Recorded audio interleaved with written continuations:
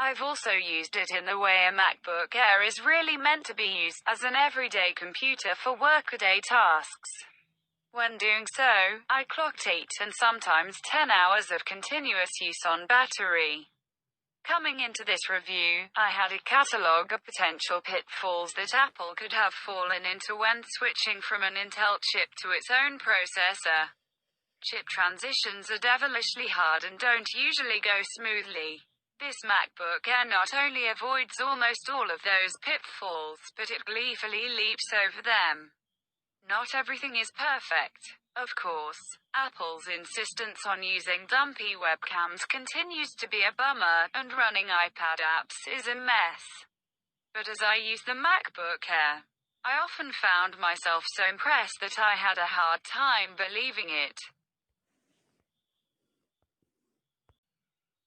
Macbook Air Hardware. On the outside, the new MacBook Air is nearly identical to the Intel-based one Apple released earlier this year. It has the same well-loved wedge-shaped design, 2560 by 1600 screen that maxes out at 400 nits of brightness, Touch ID fingerprint login, reasonably good speakers, Apple's revised scissor switch keyboard, and that massive trackpad.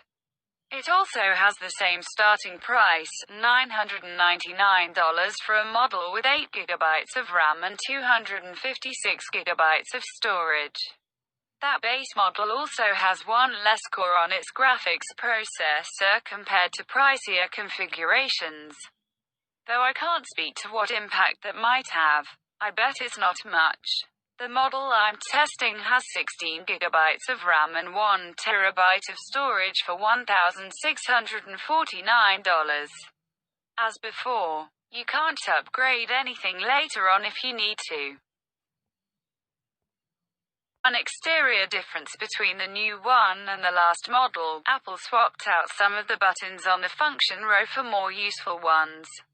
Now, you get a button for Spotlight Search, which, on macOS Big Sur, finally can do Google searches, Do Not Disturb, and dictation. If, like me, you haven't used dictation much before this, I think you'll be pleasantly surprised at how good it is. The other differences are all on the inside. There's no fan anymore, for one thing, just an aluminum heat spreader. But even when pushing this machine to its absolute limit, I never felt it get more than a little warm. Apple knows what the thermal ceiling for this system is, and it keeps the MacBook well within it. Unfortunately, that similarity extends to the webcam, which is still 720p resolution and still terrible. Apple has tried to borrow some of its real-time image processing from the iPhone to try to spruce up the image, and I do find that it does a better job evenly lighting my face, but mostly what I notice is that it looks bad, only now it's a more processed version of bad.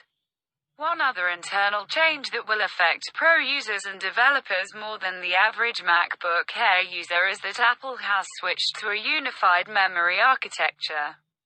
So there's no separate graphics memory. Apple claims this is more efficient. Unfortunately, I can't speak to whether the 8GB model has enough RAM to comfortably handle both CPU and GPU needs. But I haven't had any problems with the 16GB on my review unit. I've used Windows laptops with ARM processors from Qualcomm, and they are slower, buggier, and more complicated than Intel machines.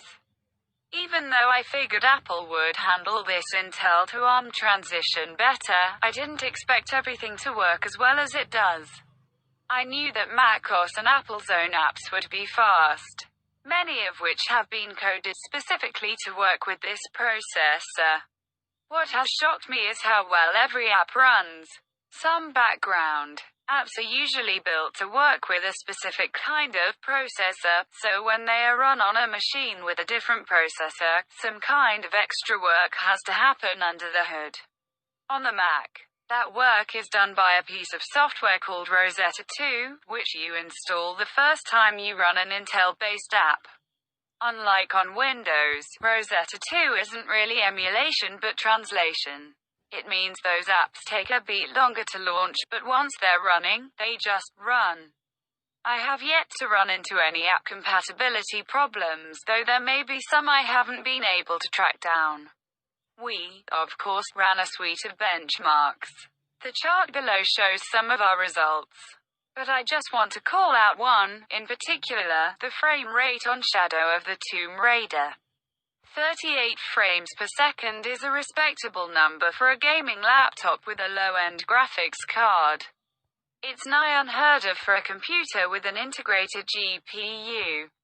I am doing work on this MacBook Air that would have brought my old MacBook Air to its knees.